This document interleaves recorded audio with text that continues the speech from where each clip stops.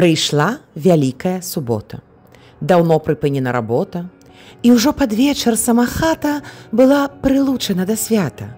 Лагоднасць, згода і павага, і вельмі сталая развага увесь гэты дзень тут панавалі. І блізкасць свята шанавалі старыя, дзеці і падросткі, і шуму тут не падымалі, як будным днём з-за кожнай косткі.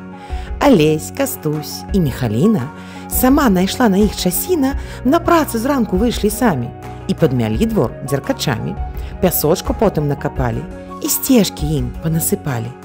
І гэты дворак так змяніўся, так гожа траўкай заіскрыўся, што проста глянуць было люба, хоць ты вядзі яго да шлюба.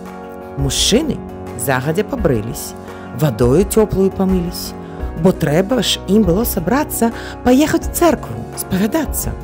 Хоць і казаў Антось бывала, што тут, у лесе, грахоў мала.